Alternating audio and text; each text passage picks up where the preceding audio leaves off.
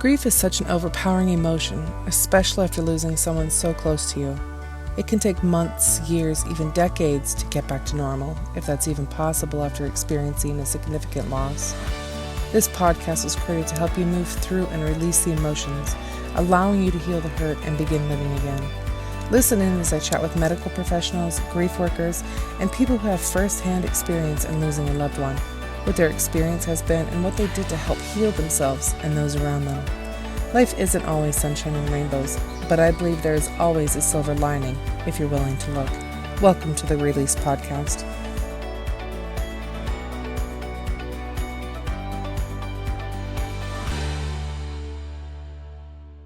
Welcome to this episode of Release Grief Podcast. I have the absolute pleasure of welcoming Mr. Dave Roberts on the show today. So he has quite the story, and I hear he's written a book.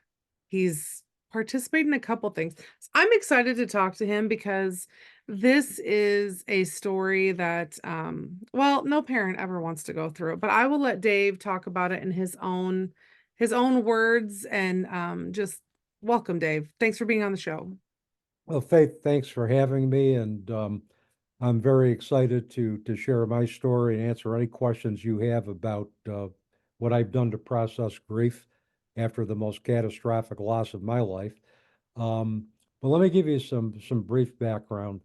I am no stranger to loss. I have danced with grief since I've been 5 years old. The first loss that I ever experienced was not a loss that was related to death, although it turned out to be a loss related to death. My father left me uh, and my mother my mother to raise me as an only child when I was 5 years old. Um, Wow. I never saw him again. Found out that when I was 14 that he had transitioned, and I use the term transition to symbolize our physical passing into a spiritual plane, into a transition into a new existence.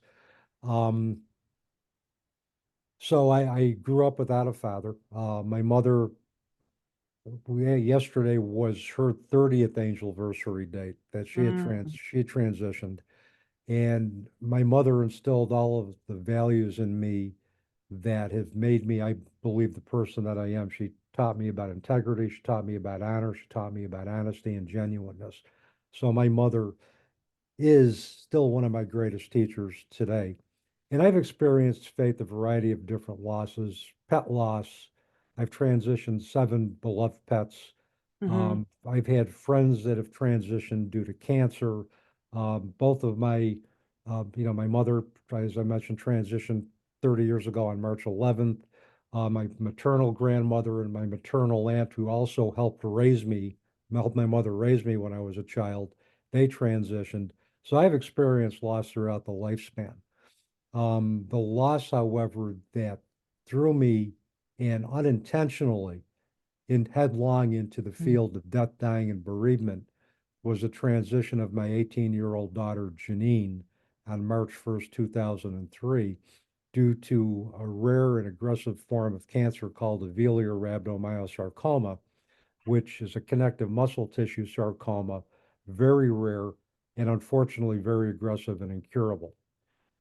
She transitioned 10 months after her diagnosis and after giving birth to her only child and my first grandchild, Brianna Lee, who is now 22 years old and has a daughter of her own and has another child on the way. So, um, and in between all of this, I had I was employed as a therapist for an addictions treatment center in the state of New York, the addictions treatment center called the McPike Addiction Treatment Center, where I was an addictions counselor and a clinical supervisor.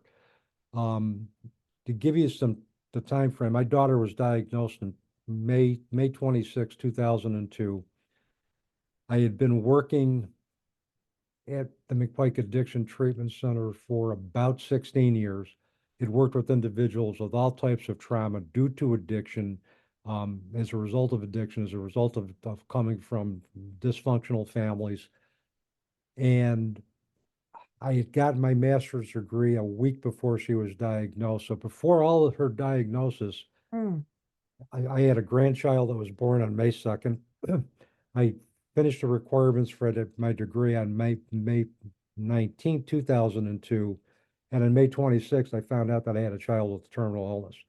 So you Mm. want to talk about how life can turn on a dime and Yeah, the extreme emotions of happiness, of being in joy of being a grandparent, of starting a new chapter in my life with a master's in social work, and all of a sudden finding myself in the middle of a battle from watching my daughter battle for her life.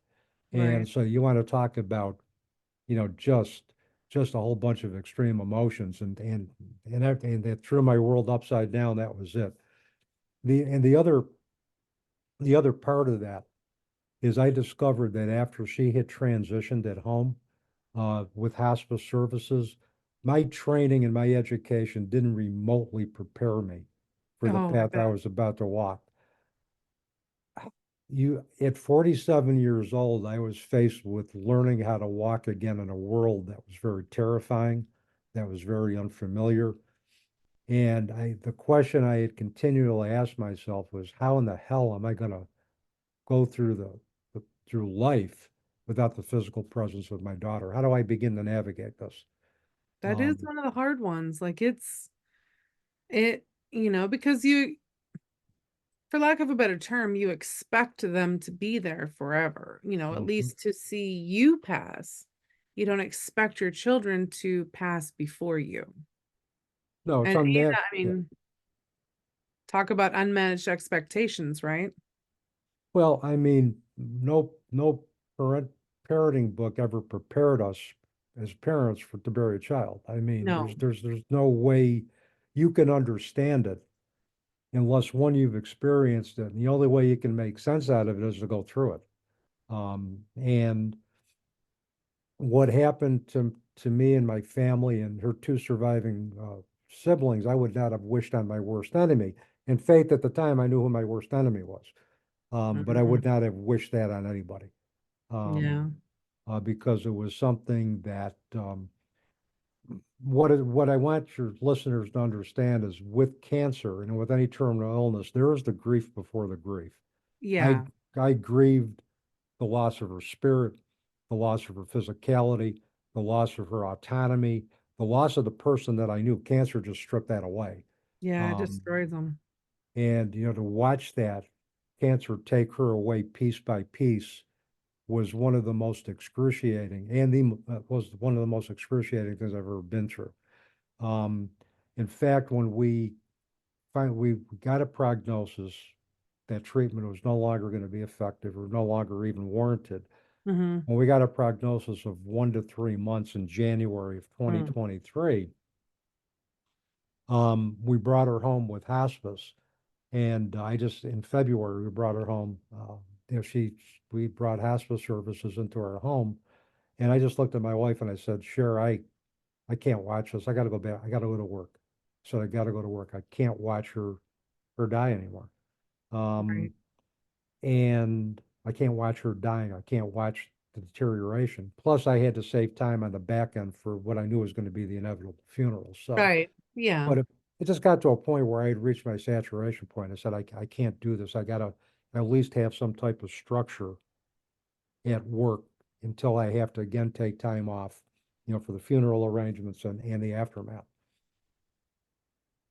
I like that word that you just mentioned, the saturation point. I don't think that that word is used enough with when you're dealing with death and dying and loss and Mhm. all those things and grief. It's like it's okay to step away. It's okay to not have to be there physically present to see everything all the time, you know. It's Mhm. okay to take a moment to, you know, take a breather. Yep. Rejuvenate Yeah. yourself as much as you can, as best as you can in those moments, because you know what's coming. Oh, yeah. And we talk about grief being a marathon and not a sprint. And I knew that I knew I was in for the long haul with this. I knew Mhm. there was not going to be a quick fix to this. There was not going to be stage theory that was going to help me come to some type of closure in any short period of time. I Hmm. just knew that I was in for I was in for the battle of my life. And basically, what it involved was not only going through the physical changes, the psychological changes, and the impact that early grief has on us, but the energy. And I think Yeah. what the energy that I had to expend just to take a look at my assumptive world and say, okay, what changes? What beliefs do I keep? Which beliefs do I throw out the window? Which Yeah. beliefs do I add? How do I make sense of it all? And that's the arduous task of doing that, which is why for anybody that has believed or has been under the impression that grief goes in a linear progression, it doesn't. No, It does not at all absolutely because not. emotional ups and downs are going to be part of the process for as long as we grieve, although they become more manageable.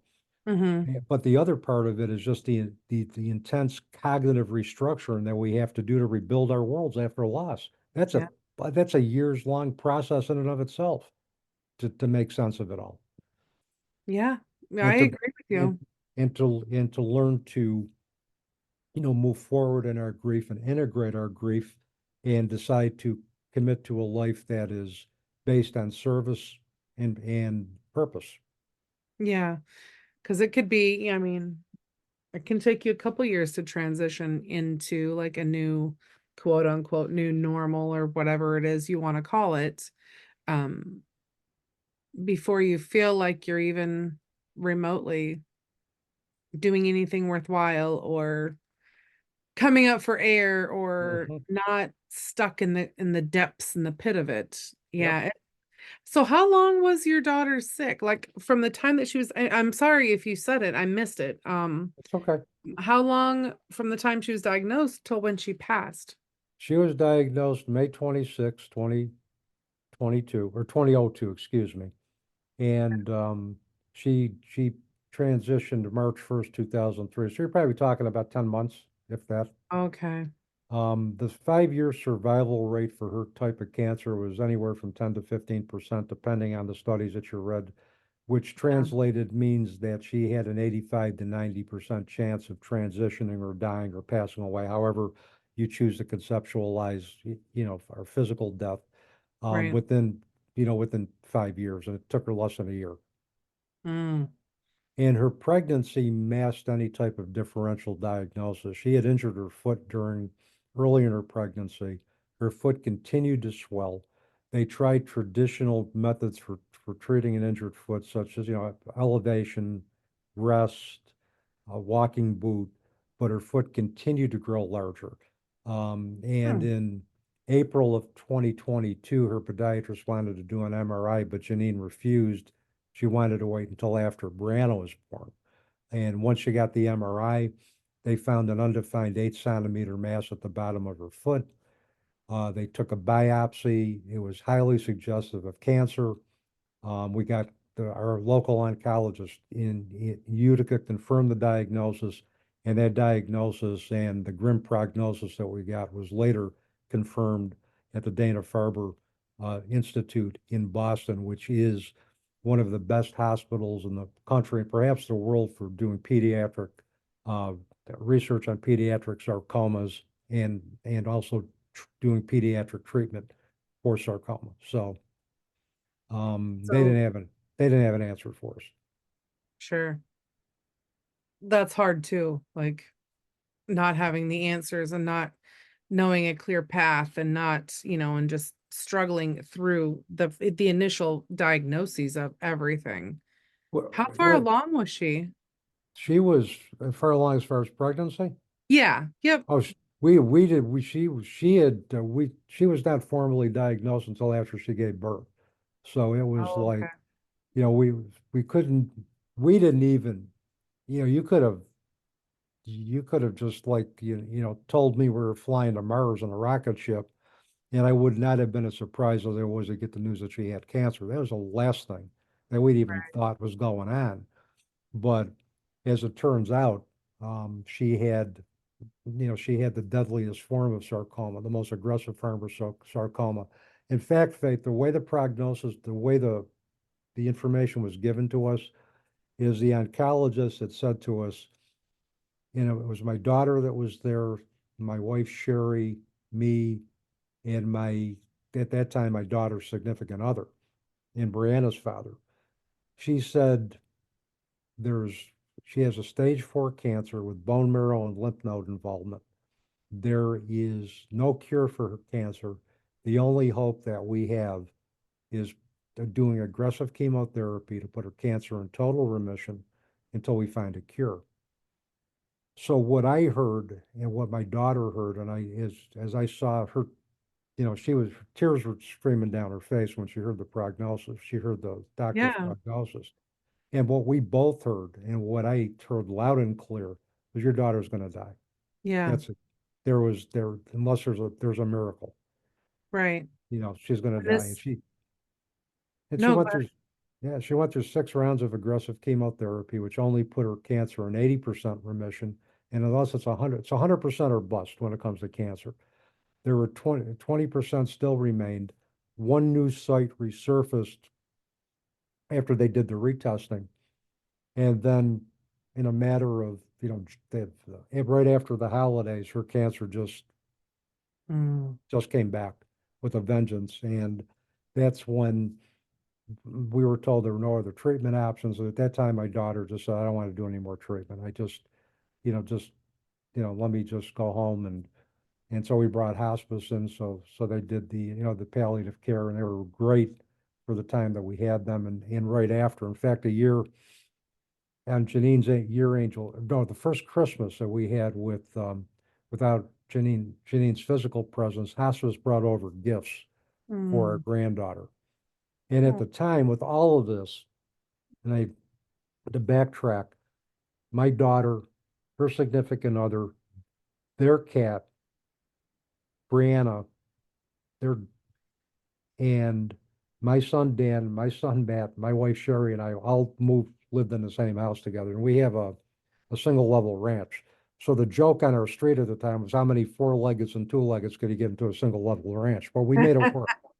We made right. it, and her significant other stayed with us for 4 years, and Jeannine asked him to do that till they got settled, because until she was going to get ready to go to kindergarten. So he stayed with us for 4 years. He was a young man that kept his word, and that Mm, brought us a lot of comfort. And also, when he left with Brianna, that was another source of pain because we were used to yeah. having her every day. But he always made sure we saw her. We always had a good relationship with him and his family, and he's since remarried and he's got kids of his own. But you know, he always made it a point and made sure that we had contact with Brianna. That never stopped. And some grandparents aren't as lucky in those situations.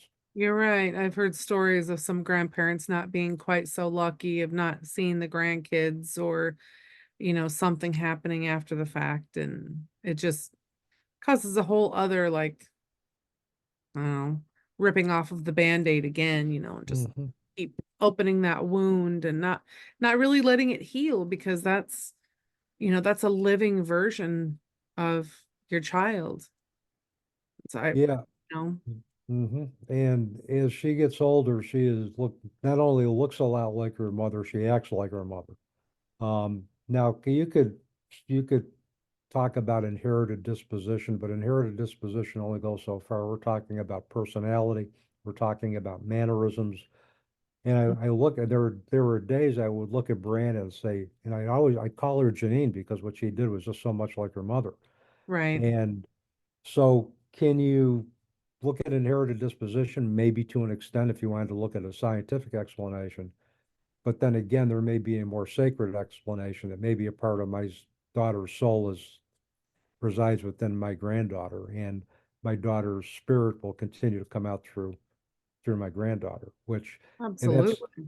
and that's the other way that I look at it, because um, you know, there are some things that I've learned in my journey, Faith, that science can explain, and I'm very science-based, Right. but there's other phenomenon that occur that I think are doing critical thinking. We can ask, okay, is there a scientific explanation for this? And if there isn't, can we accept the fact that there may be an exception to science?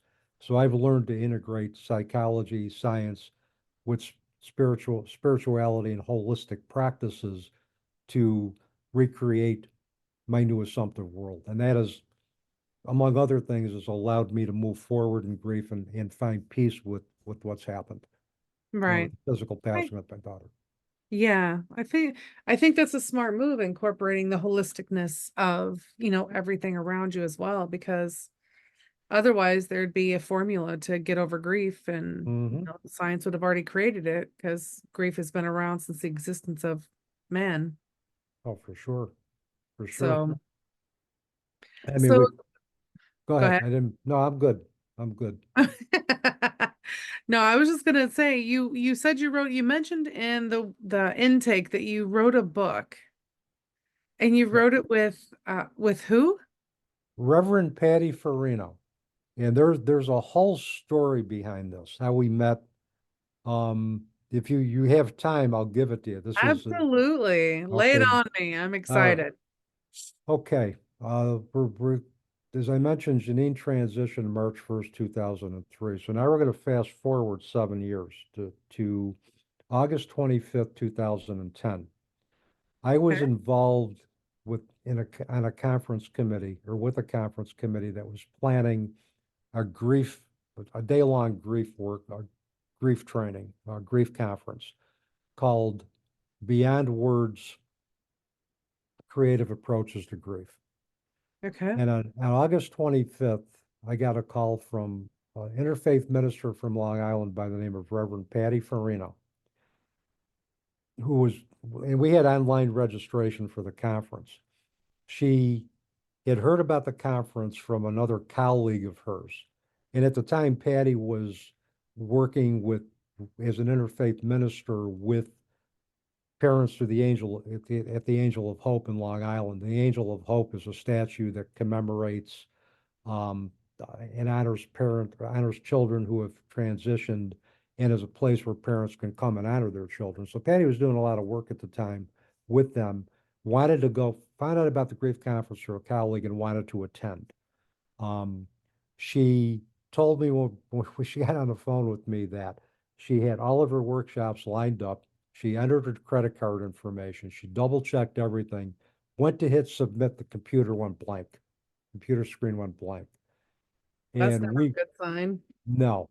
Well, as it turns out, if we talked about this after, if that computer had not blanked out on her, we would have never met because she would have never called me. So she had to call to finish the registration. So we finished the registration. We had a 45-minute conversation. And I had asked her if she had lost a child. And she said no, but she had become close to many of the children at Angel of Hope through the Angel of Hope ministry, and two in particular who had transitioned, who had left permanent imprints on her heart. Hmm. And she asked me, she goes, "Oh, by the way, do you believe in signs?" And so I looked at her, I said, Pat, I said, I said, I really don't put a lot of faith in that, or I don't really believe a lot in science. So I was a science-based guy. I had to experience it with all of my senses, although in order for it to be real. But there were other things that were happening to me. I mean, I would hear a song on the radio and I was thinking of my daughter. There was a butterfly as I was hovering and following me as I was walking Brianna when she was 6 months old. Um, and I'm thinking, well, geez, there's got to be something to this, but I couldn't make sense of it. I wasn't ready to integrate that or knew how to integrate it. Um, but I did tell Pat, I said, I think my daughter sent me a rainbow once, and it was on Father's Day. My wife Sherry was out on the back porch with her sister, and she says, Dave, you got to come here. And I came, and there was this big double rainbow in the sky. There wasn't a cloud in the sky, but there was a double rainbow. Okay. So I meet Patty at the conference. The conference was September 10th, and I had vowed that I was going to give her a big bear hug when I saw her. So I gave her this big hug. I looked at her, she was at the last conference of this. Patty Farino, she goes, yeah. She said, Dave Roberts, I'm going to give you that hug. So then she whispers in my ear. She goes, David, I think your daughter sent me a rainbow. And I'm thinking to myself, now, first of all, I'm just totally whipped. I mean, I didn't have my fumes were running on fumes after the end of that conference phase. So I'm sitting there, I'm smiling, I'm doing one of those. And she showed me the rainbow later. This thing was magnificent. She was coming back from a weekend getaway with her husband, and she had to cut the weekend short because she wasn't feeling good. And it was September 3rd, 2010. And she saw this big double rainbow. And her husband, Marco, excuse me, was so taken by it. He goes, Pat, we got to stop and take a picture of this. So she filmed it. And all of a sudden, she sat back and she heard a voice inside of her head saying, I need you to talk to my father. Oh.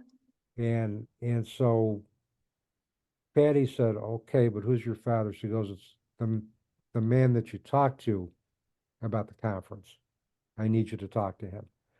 So one thing led to another.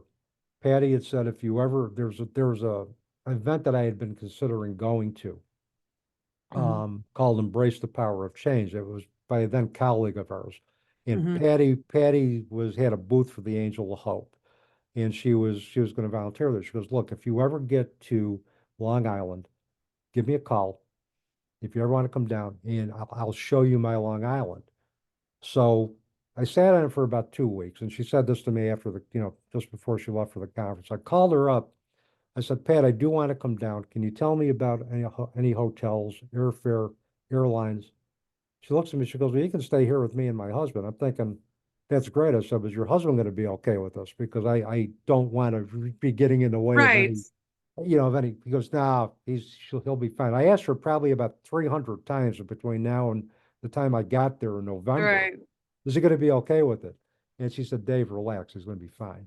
And I met him, and he was just one of the most nicest, trusting, wonderful, just caring guys in the world. And we've all since become family. But during that weekend, what had happened, we went to the conference, she came home, and we came home, it was about 9:30, we got home, and she said, I want you to get into some comfortable clothes, come to my sacred space. She had a fire going. And from there, it was the most powerful, spiritually transformative experience I've ever been through, because for that entire weekend, my daughter was present, Oh. and she was communicating, and Patty was allowing herself to be a conduit for any messages that were coming through that my daughter had to get to me. And and then I began to believe at that point in the consciousness of that our consciousness survives after death. And I can even go as far as saying that maybe even death is an illusion, is that Right. we don't truly die. We go into another level of existence, and we are capable of transforming the relationship with our loved ones by connecting to that energy. So from there, it led to probably 10 years or more. And we still have, marathon conversations about all things spiritual. She introduced me to Native American teachings of animals and nature. She introduced me to Dan Condren's work on permanent healing about mind-body health. She introduced me to, we talked about work with the shadow element. She introduced me to a whole new perspective. Every time she said, Dave, check this out, my science-based inquisitive mind would check it out. I would call her back and say, Pat, this fits. I could actually see where this works for me. And I Yeah. could see where this works for everything else. Um, and I had other individuals along the way who began to plant seeds for me. But when Patty came around, that was like, I credit her totally for giving me that perspective that allowed me to find peace, allowed me to transform the relationship with my daughter, and allowed me to look at life, death, and life after death in ways that I hadn't even thought of before. And I had always been on her about, nicely, of course. I said, we ought to write a book. People need to know what you did for me. Right. And Patty is a type of person, she's always been private. She will tell you she does not consider herself to be a medium. She does not want to be seen as a medium just because of the fact that what she does, she goes, and she says, I don't do what I do for entertainment value. It's not to Right. say that all mediums do that. Correct. She, Correct. she, she just did not want to have the entertainment label attached to what she did. She didn't want to use her gift, her knowing and her spiritual connection to do parties. She wanted to do this literally so she could do good for people. She Right. wanted to use her abilities to help people see it, embrace different perspectives. Um, Had she had decided she wanted to go to the entertainment route, she'd probably could buy out a couple of countries because that's how she channeled pure spiritual truth. I mean, pure truth. She did not know me from a bale of hay. And what she said to me rang so true for me. Now, here's the other part of this. And the other question that may be coming that you may be thinking, well, did you believe this given the fact that you were so science-based? In faith, I knew immediately what was happening to me was true, was ringing true, because during that trip, right after the conference, day after the conference, I took three presenters up to a place called Old Forge in the Adirondacks, which in the fall has beautiful changes of leaves. I'm sure in Minnesota where you're at, there's got to be other places that other types of scenery that if you Yeah. go outside the city where you see just like leaves and mountains that look like it just came out of a brilliant watercolor painting. So Right. these three presenters are having this intense spiritual conversation about spirituality in the back seat of my Subaru. And I looked up to the sky and I said, I want to be where they are. In November, that was in September, November 10th, 2010. That's when the Long Island experience happened, and it happened that entire weekend. So intention is a very powerful Yeah. predictor of behavior. If we're, and I've stated my intent, I want to be where they are. Well, the universe exceeded my expectations. They didn't just give me more, spiritually based knowledge, which I could use to maybe move forward in the next step. They gave me a whole different perspective in friendship and mentorship and Patty. Yeah. And we ended up writing that book in 2021. She opted, she's, I, during the pandemic, I said, it was 2020. I said, and she goes, Dave, it's time. So we wrote the book during the pandemic using Google Docs, self-published. Her husband, Marco, did the graphic design and I call him the best graphic designer on the planet. And if it's okay, I'll just hold up the book. Yeah. Go And, ahead. Hold it up. if you could see it there, it's when the psychology professor met the minister. How the Okay. woman on the corner of Hunter and Whittier permanently transformed one academic's worldview. And one of the things I forgot to mention is that in between, shortly after Jeannine transitioned, well, not before, I started working at Utica University, was on Utica College in January of 2023, 6 weeks before she transitioned. But I had applied for the job in the spring of 2002. I got interviewed in the summer of 2002. That's when Jeannine kind of had a temporary upswing from her cancer. So I Mhm. took the job, took the position, signed the contract, but who would have known she would have gotten sick, Yeah. you know, right when I was doing my first course, or we would have gotten that her cancer would have remetastasized and we were looking at her end of life chapter at around the same time I was starting my course. Um, but it turns out that Utica University, it was a lifesaver for me because the students, the staff, the faculty, they were all very supportive. They knew what was good, many of them knew what was going on. Hmm. If it wasn't for my students, it wasn't for that community, I don't think I would have been here talking with you. They let me borrow their energy when I didn't have much energy to move.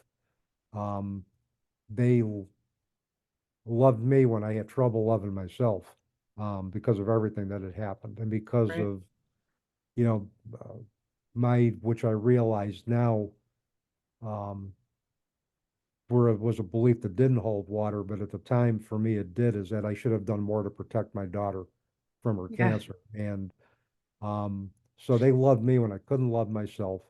They gave me the beginnings of new purpose for me. And today I'm still at Utica University.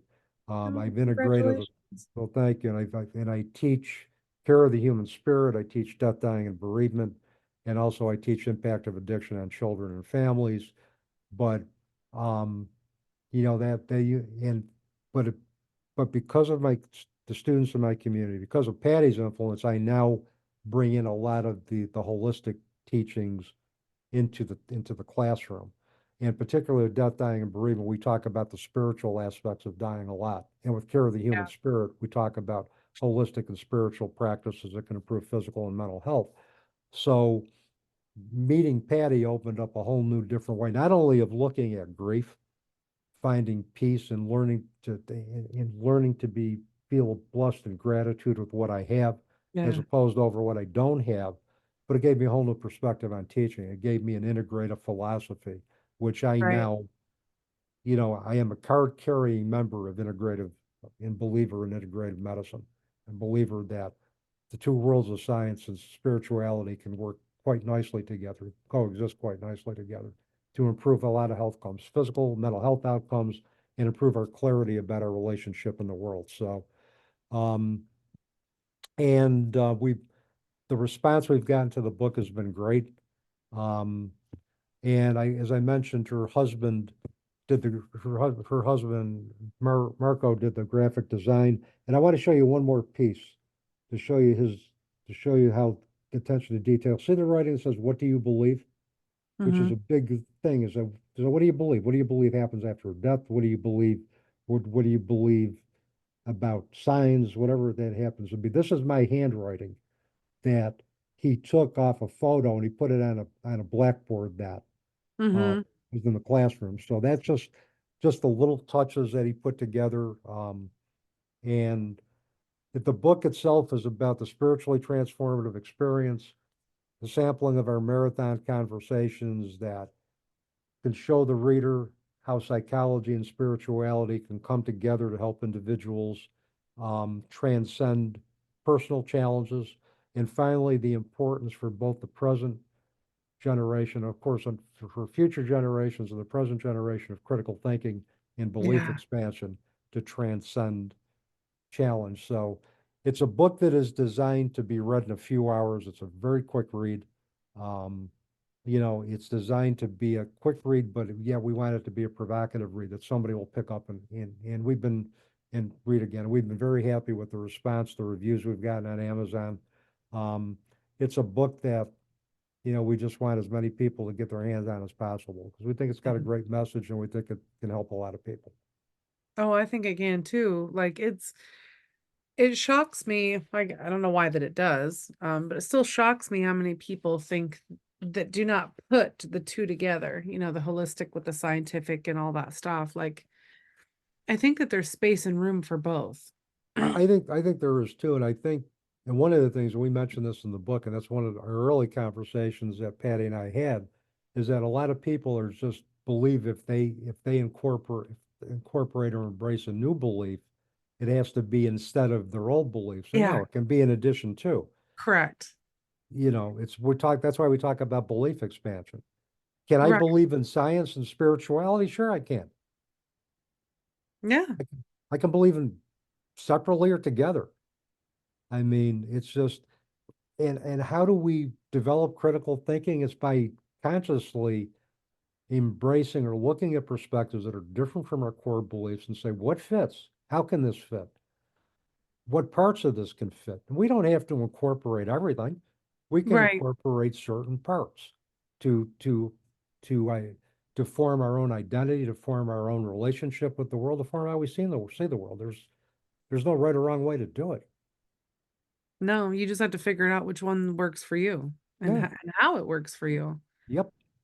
So yeah, I talk in my private group all the time about understanding yourself and learning who you are, um, versus what is expected of you when you're going through grief. Yep. As what is expected of you is to go on, like you mentioned, this linear path of grief, and it's like, oh, I'm in stage 3, let me do this. Oh, I'm in stage 4, let me do this, and then it's like, but wait, I'm jumping back to stage two and one, Mhm. then going back here and over here, and Yeah, you know, there's no, yeah, I mean, research has proven over and over again that people in grieving stages, yeah, that stage theory isn't designed to explain how people grieve losses. It was designed to give people at the end of life a vocabulary for their end of life journey. And that's how Elizabeth Kubler-Ross had designed it. And even Kubler-Ross, at the end of her life, they asked her about the stages, and she just said, enough of the effing stages. I think that's what somebody had said that she had said, because she apparently was quite a colorful character from what I right, understand. And this is again was reported to me by another friend who I guess had heard seen the YouTube clip. But she was more than the stages, but everybody had equated Kubler-Ross. When you talk about Kubler, stages of grief. No, they're not linear. It's more like it's all over the place. You know, any of those emotions that she talked about can resurface at any time, no matter how long you've been grieving, depending on what's going on in the present. right, So, but we live in a society that values happiness. We are correct. very, very uncomfortable when we see other people not happy. And I will tell you this, I'll tell you listeners this, Faith, I don't hang around with happy people. Yeah, And you might say, no, wait a minute, what does that mean? Have you ever been around somebody that says they're happy all the time? How's your day today? Best day of my life, never been better. I'm thinking to myself, that can't be true. One is it takes a lot of energy. right, Now, if I asked you, Faith, how's your day going today? You said, Dave, my day sucks. Great. Let's have a conversation because that's right. genuine. Yeah. Carl Jung had talked about the shadow element. Jung said the Mhm. shadow is a person we don't want to be. These are all the emotions that people tell us we can't have because they're not happiness. They're going to be counterproductive. Right. But who's to say sadness is a bad thing? Some of the most compassionate people I know have been some of the saddest people I know. Anger can, as long as it isn't destructive anger, can give us the energy to get to the next moment. Okay. I agree with that. All of it. So it's like it makes us who we are. And Debbie Ford did a more modern take on the shadow element when she wrote her book, The Dark Side of the Light Chasers, in which she does a lot of incorporation of Jung's work with the shadow into some very reflective exercises, meditations, and you know, so I mean, I'm a firm believer that I want to hang around with people who are genuine with their emotions. Happiness is a part of it. Don't Yeah. get me wrong. I like to celebrate happy moments. I have a lot of happy moments, but I have some moments that are sad. I have some moments where I'm distracted. I have some moments where I'm wistful. I have some moments where I'm, I'm yearning. But hell, I don't think it's all that bad. It's just who I am. Hmm. And life is not going to be happy all the time, regardless, no matter No, what the challenge you're going. It's not going to be happy all the time. Um, so we have to honor the fact that there are times it's not going to be happy, but what can our moments of not being happy teach us about ourselves, and how can we use that to our benefit? Everything is in service to us if we let it. I agree. Yeah, you definitely have to go through the darkness before you can see the light. I mean, Hmm. that's just, or I shouldn't say before you can see it, but before you can appreciate it. Yep, Because you don't really appreciate what you've never known existed. that's right. Whereas I like to say you have to wallow in the muck before you wallow through it. True. That is true. Yeah. You have to feel the pain and all the things that come with it before you can understand, the other side of it, the That's right. joy that can actually be there. And I agree with you though, when you walk up and you talk to someone and they are just like this whole happy, it feels like too much. And maybe it's just me because it doesn't feel, maybe I'm having a bad day that day. I don't know. Maybe I'm in a different plane and I'm like, Yeah, yeah, no. yeah. And it's just hitting me all kinds of wrong. And maybe it's their way of getting through that moment Yeah. Yeah. and getting through that day, or maybe something's happened, it's triggering them or whatever, and that's their coping mechanism for making it through on that moment. But I love the raw, because it lets me know that we're all human Hmm. and we all have these emotions. And the other thing, if you're going to ask somebody who has experienced, a loss or life altering event, if you're going to ask them how they're doing today, don't ask that question unless you're prepared to stick around for a while because they may want to Yeah. talk. They may want to talk. Yeah. And Yeah. and if that's the case, make sure that you got time because if I ask somebody how, well, it's really not going well today, and I'm not going to say, oh, okay, see ya. Um, Right. you know, They see shut ya, down. shut down. Yeah, just okay. Well, let's talk about it. So make sure when you ask that question, you got time to create space for the answer. Right. My dad taught me that years and years ago. He said, if you don't have to, if you, how did he put it? Gosh, now I'm at a loss for words. If you don't want to know the answer, don't ask the question. If you don't That's right. really want to know the answer, don't ask the question. If you can't handle it, don't ask it. And so, yeah, people that are experiencing grief, especially deep, profound grief, like if you're going to say, Hmm. hey, how are you today? You Hmm. better be prepared for any type of answer under the sun. That's right. And that's right. And if they trust you enough, are comfortable enough, they're going to tell you. That's true. And that's the other part is if they're going to be comfortable enough to tell you how they're feeling in their most vulnerable moments, then they trust you with their story. And that's the ultimate gift that you can get from anybody, to trust you with an intimate detail or details of their lives. And loss is one of the most intimate experiences we'll ever have and Right. will continue to have. Yeah, it's not going away anytime soon. Nope. The longer I live to realize that I'm going to be experiencing more loss. And I have since my daughter transitioned. Yeah, Um, and I've experienced more loss and more loss and more loss. And, you know, it's just part of it. It's just one of the privileges of growing older. And it's also one of you look at the downsides of, you grow older, you go to a lot more funerals. But you then do. again, I look at the fact that there's a lot of individuals that haven't had the privilege of growing older like myself, and one of them is my daughter, and any other young adult child, or young widow or widower whose life was cut short way too Yeah, soon. So I look at the fact that I'm grateful for the privilege of growing older because I know a lot of people haven't had that. right. Yeah, I've said that multiple times. Growing old is a privilege, not a right.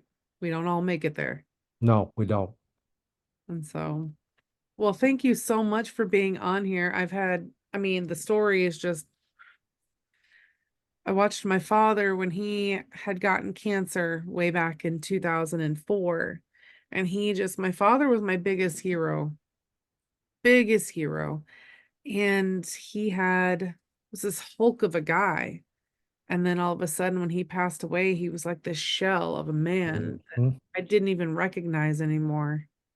And it was hard to watch that because it was only just by the time he was diagnosed to the time he passed was only 2 months. It was very quick. But he had been a little bit sick before that. And so like around December, he started getting stomach pains and whatnot. And then it was, I think June or July, he went in. Him and my mom went in and they got the diagnosis that he had pancreatic cancer, and it was boom, he was gone because he was already in the final stages. Um, and so it was hard watching him just dwindle away to nothing. Yeah. One of the hardest things I've ever seen. Yeah. Yeah, no, I can empathize with that. Again, based on my own experience, and it's the toughest thing to watch somebody you love just, just have terminal illness, whether it be cancer or any other terminal illness, Yeah, just to take that person's body, mind, and just spirit, personality away. It just takes it away piece by piece. it does. It absolutely does. And yeah, it was hard. It was extremely hard. I remember, because if there's some things I would have done differently, like that was my first foray into like close personal death that I had experienced. And so when they came in and, because he had just passed and he passed in the hospital, um, and they came in quickly because they wanted to take the organs, if Mhm. they can harvest the organs, whatever, and use them for someone else. And I remember my shock because I had never experienced this before. And I'm like, no, you can't have my father's body parts. Like I was just adamant. I'm like, no, you can't take pieces of him because I will have nothing left. Yeah, And in my mind, that's what I was going through. And if I could change it again, I would totally, because then he could have lived on and and helped someone else. But at the time, I was just so distraught over everything going on. I had no clue. I had Yeah. never even thought of anything like this.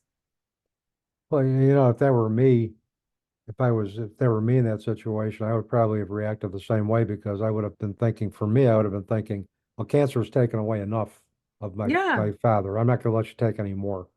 Um, right. and it's like almost like, let me continue to be, for me, it would be, let me continue to Preserve be him. his son, preserve him. Preserve. Yeah, let me honor him and Hmm. let me protect him, as he protected me all of my Yeah, life. And that's where my head would have been if that were me. that's Um, exactly where I was at. And gosh, it was, man, that was hard, because my mom and dad had been married for 30 some odd years and they'd raised me and my brother. And like it was when they had grandchildren and, and different things like that. And to see it, it was heartbreaking. So my mom has lived with me since my father passed, which has been great. Her mhm. and my husband get along like two peas in a pod. Oh, good. That always, That that is all, really good. They that usually all, gang up against me. yeah. Well, that's not good either. You're gonna have to flip the playing. You're gonna have to flip the playing field a little bit here. Right. Exactly. No, but it's been pretty good. No, that's. And to be able to help her through that journey as well, being a widow and, your lifelong mate is now gone Hmm. and you start to think about the other side of it. So for me, Hmm. I had never thought about like what my mother was going through because I was so caught up in my own. Yep. And it's, when you dive down this rabbit hole, not by choice, um, No. you tend to learn a little bit, and see other people and how they're navigating it and how they're going through it and, Hmm. helping them along the way too. And the thing that, because of the challenges that I've had with my daughter's transition, I've met some great people along the way who have come into my life when they were supposed to come into my life. I've learned so much from them by being around them, and it just continues to inspire me. And I tell people, is this a path that I would have willingly embraced? Hell no. You know, in fact, if you believe in the reincarnation of the soul and soul contracting, if my soul contracted with my daughter to say, okay, as part of the challenges that we're going to experience in this life, you're going to die when you're 18 years old. Hmm. I'm going to become a bereaved parent and find, as a result of those challenges, find a greater purpose in my life. I would have looked up to the sky, looked up at the universe and said, "What the hell was my soul thinking Right. when I agreed to this?" Yeah. And but the thing is, I've learned is we don't have any control over the challenges that are going to find us in life. We don't. We like to think we do, but then the universe says, "Ah, hold my beer," Right. and then it's like, you we have a plan for you that on the surface is going to seem like it doesn't make sense. And there was nothing that made sense about my daughter's transition to me. There was Right. nothing that made even sense to that to me. But now I realize that with the help of many individuals along the way, particularly with Patty, and I can't emphasize that enough, particularly with her influence, she helped me understand that the contract with my daughter was for her to show me that love can truly exist on the other side and that Mm. we can transform the relationship with each other, and do that and find a pure, that and show how that love can exist and talk to others about how that can happen as well. That wasn't, but that's what has grown out as a result of that. As I've talked about the transformative experience, and I've talked about how with Patty's help, she helped me transform that relationship. And in workshops that I do, I try to tell other people, I try to suggest other people or show other people ways that they can do that, which will Yeah. allow them to integrate their grief and find peace, amidst the pain of loss. Yeah. Well, that's beautiful. I appreciate that because I think we need so many more people out there in the grief space stepping up and helping others because, I mean, that's the one thing we know when we're born, we're going to die. Hmm. That's a given. It's 100% true. And can nobody, There's never been an exception to the rule that I know of.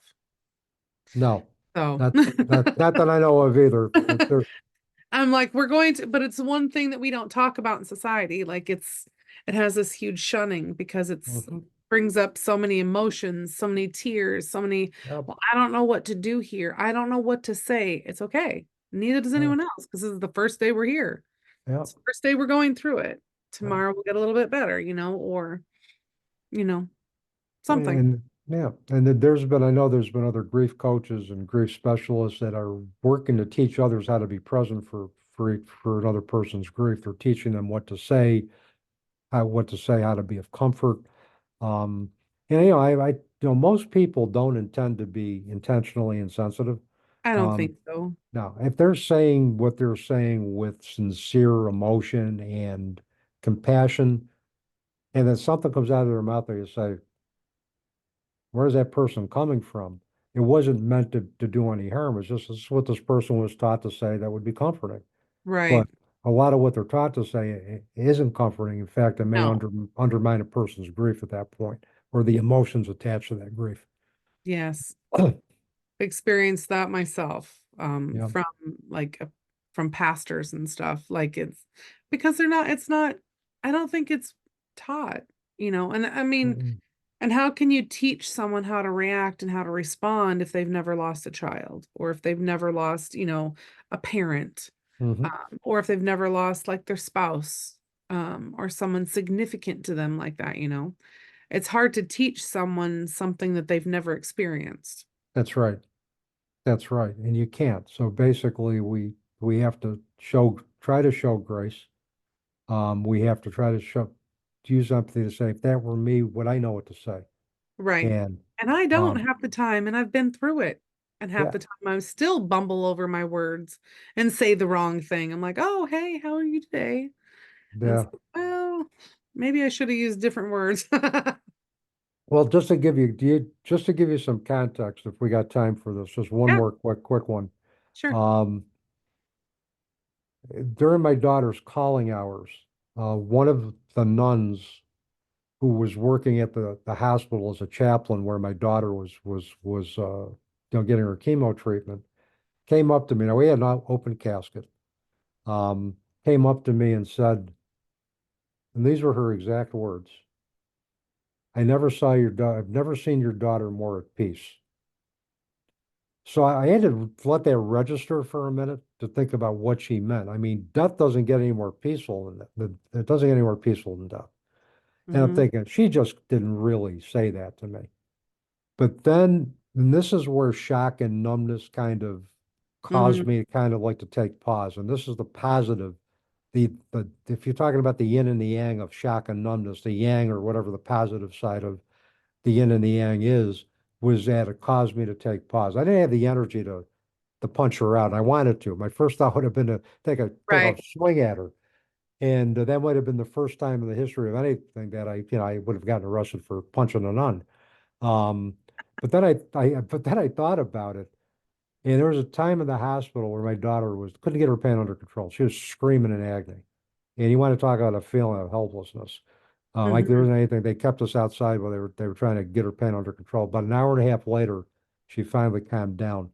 That nun was with her, comforting her all the time. Then that scene Oh, yeah, flashed into my head. Now I know what she meant yeah. because she had seen her when she wasn't at peace. I got that, and thankfully I didn't hit her. Thankfully. Thankfully I didn't hit her. So, but and that's why. But But when I you're had in the to take thick of pause. those moments and those and when people say things, sometimes, you're not thinking because you're just so consumed with your own pain and your own agony and your own like, oh my gosh, why is this happening to me? Why Hmm. is my child laying there in a casket? Why am I the adult that has to go through? Why am I the parent that has to go through this? Hmm. Why? And that's the only Yeah. thing. Well, and then the other thing is that they talk about anticipatory grief. Anticipatory grief didn't even begin to prepare me. I knew she was going to die. I mean, I knew Right. that. I knew that when she was diagnosed, that it was just a Mhm. matter of time. Um, but knowing that doesn't prepare you for the emotional shock of her actual passing. It doesn't even prepare you for that. What anticipatory grief can do is help us with the practical arrangements. We could talk about Yeah. picking out a funeral plot, doing an obituary, handling the service. Um, and those were the things that when I knew she was at the end stage of life, I talked to my brother-in-law, who was a funeral director, and my sister-in-law, and I said, let's start making some arrangements. So we picked out Yeah. plots, and she goes, "Are you sure you want to do this?" I said, "Yeah." I said it's just a matter of time. I want to do this now before all hell breaks loose. Because When she you're not passed. in the bandwidth after the fact, after Mm-hmm. they pass. You just go into a state of numbness where it's like, okay, whatever. Okay, Yep. whatever. Like I Yeah. can't believe I'm here planning this. I can't believe like this is happening at this moment. Mm-hmm. Like Mm-hmm. we should be out enjoying a walk or playing ball or on a boat or sitting there reading or eating dinner, whatever it is. Mm-hmm. I shouldn't be here talking about burying my child or picking a coffin or what colors or a hymn to sing or where we're going to have it or where they're going to be buried or what their finances are like or how their daughters or their children are going to like Mm-hmm. how we're going to keep her memory alive for their children or whatever it is, Yeah. it it's it doesn't compute. I No. think No. it never computed for me before it happened to us, it doesn't compute at all. No. and No. and the anticipatory grief, I had a lady on a previous podcast, and she was talking about trying to pre-grieve her father's death, and she goes, I don't know why I was doing it because he's the one person that I would have called if had anything gone wrong and blah blah blah. And she goes, and I was making my life so much harder for myself by doing that. And I think she thought that she could um grieve the loss before it happened. And that way, then when it happened, it'd be, not as Mm-hmm. bad. Mm-hmm. I'm like, I don't think it works that way. No. No, it But doesn't. um, I mean, valiant effort for trying, but I mean, she's conscious because she was a younger gal. So it's conscious of, death and it, happening and all those things, which my kids don't. I mean, they're conscious of it now, but I was never conscious of it in my 30s. I didn't, No. it wasn't on my register. No. On my register until my father passed, and then it was on my register. And then I'm like, okay, here we are. Well. And I tell my students in my death and dying class, so when you're young, you're thinking about the number of years you have in front of you. When you get older, you're thinking about the number of years you have left. But you don't think about dying when you're young. You don't think about death when you're young, but yet it's happening all around us. You have It is. a lot of young adults who are dying either through fentanyl overdoses, are dying in car accidents, are dying through school shootings or mass shootings. They have this all around them. I said, and I said, it's something that we don't think about when we're young, but yet we're aware of it because it's happening. But yet we still think, we got Disassociated. it's disassociated. Yeah, I mean, we still got a lot of years ahead of us, Yeah, but but that's not me. That's over that's there. on, yeah, That's not me. It's not a, a, here. a friend of mine called other parents who hadn't experienced the death of a child the fortunate others. They would look at those parents that did experience it and say, boy, I feel bad for them. I feel Mhm. bad for them. I'm glad it isn't me. Correct. Well, then it became me. Yeah. And then I understood what they were Yeah. going through. I was no longer one of the fortunate others. I was in a Correct. club that I had no intention of ever joining Correct. um, in this lifetime. And now that I was a member of the club, I said, okay, let me figure out what the rules are. Let me figure out how I use those rules moving forward so I can re-engage in life. And it was a process. It was a long process, but um, I'm glad I can say I'm glad I'm here today and I'm blessed for everything that I have in my life. Um, Although there are still days that I still want my daughter physically present, but I understand that's just going to be part of the deal with grieving for the Yeah. rest of my life. But I understand it, and I kind of figure, well, the days that I miss her is the days that she's with me as well too, because she's reminding me, hey, Yeah. you know, I'm here.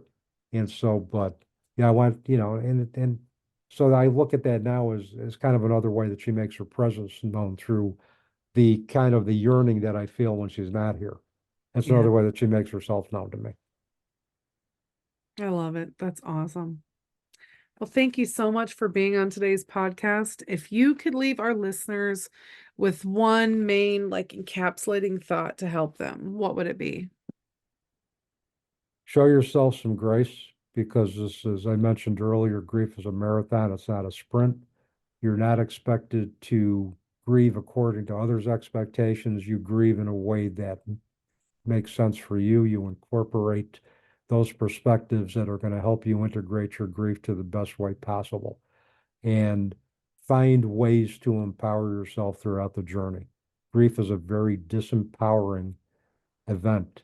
We can find even the little ways to empower ourselves, even if it's like shutting off the phone for a few minutes, shutting off the lights, and just being with yourself for 10 minutes. Biggest thing is show yourself some grace, be kind to yourself, and avail yourself of support, and be willing to embrace different perspectives to help you re-engage in life again. I never thought in my first year of faith that I've heard people talking about 5 years. I said, "Cripe, I can't get through 5 minutes, much less 5 years." I've made it 21 years. I've not only made it, I've come out of grief through the other side, and I've been able to re-engage in life with purpose again. We can do it. We can do it if we allow ourselves the grace and the opportunities to do so. I love that. It's so true too. It's the intent and the purpose. Yep. And yeah, I love it. Thank you so much, Dave, for being on here. I've had a blast chatting with you. And listeners, if you know of anyone that needs this message, please send it to them, share it with them, and go ahead and like all the channels, hit the subscribe button, do all the things. And I will see you in the next episode. Bye, everyone. Thank you so much for listening to this special episode of Release. All the links plus a few extras are posted in the show notes below. And if you think someone you know could benefit by listening to this episode, please share it with them. And as always, keep going, keep being, keep doing. You are amazing.